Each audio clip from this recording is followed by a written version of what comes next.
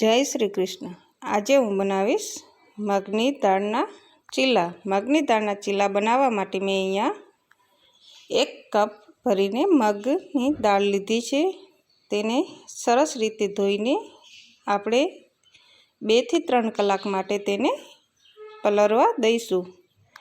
મગની દાળ આપણી પલળીને તૈયાર થઈ ગઈ છે। આ ચીલા ખાવામાં ખૂબ જ સરસ લાગે છે અને જલ્દી બનીને તૈયાર થઈ જાય છે।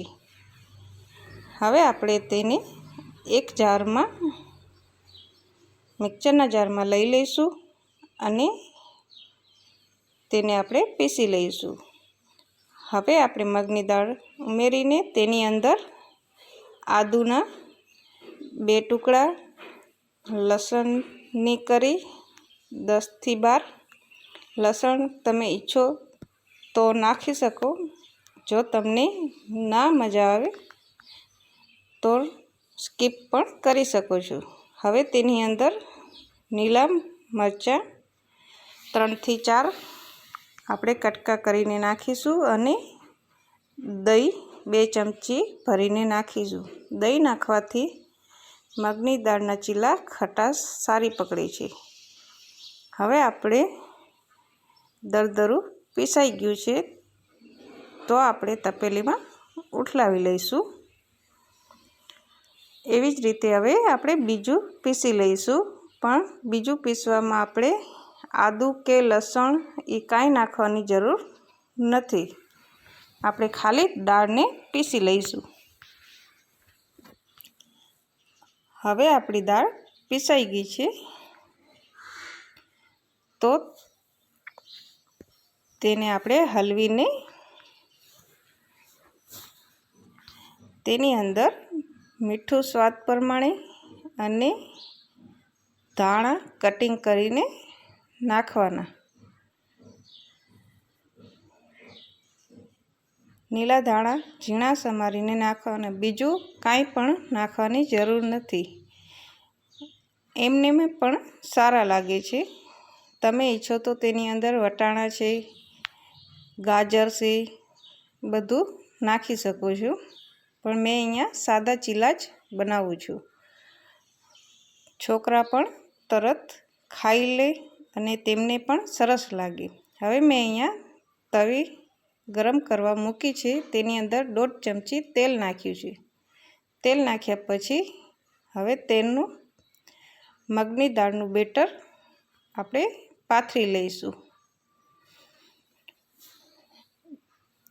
બેટર સરસ રીતે પાથર્યા પછી તેની ઉપર આપણે તેલ લગાવીશું।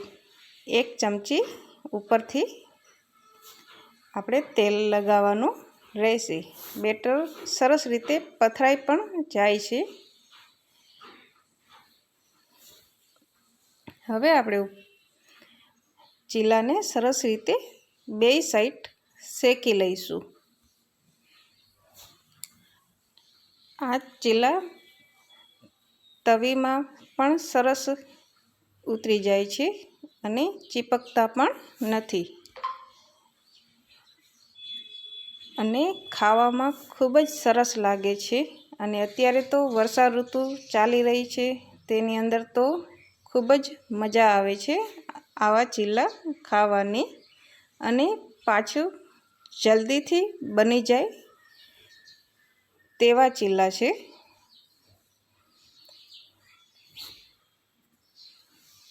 હવે આપણે આવી જ રીતના બીજા પણ મગની દાળના ચીલા ઉતારી લઈશું। અહીંયા ભરીને 1 ચમચી ફરીથી 1 ચમચી મેં અહીંયા તેલ નાખીને બેટરને પાથરી લીધું છે। બેટરને પાથર્યા પછી આપણે તેને સરસ રીતે શેકવા દઈશું।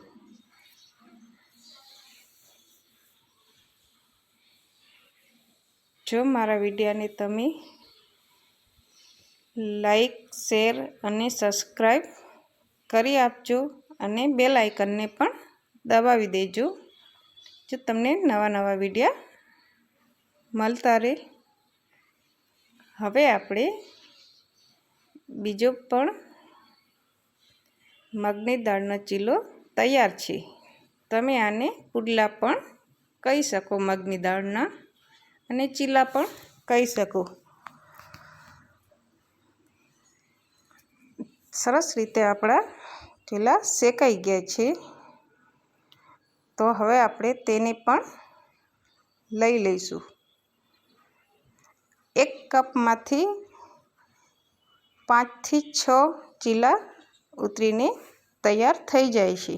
હવે આપણા ચીલા તૈયાર છે. તમે તેને સોસ અને ગ્રીન ચટણી સાથે સર્વ કરી શકો. મારા વિડીયોને લાઈક, શેર અને સબસ્ક્રાઈબ જરૂરથી કરી આપજો, અને બેલ આઇકનને પણ જરૂરથી દબાવી દેજો, તો તમને નવા વિડીયો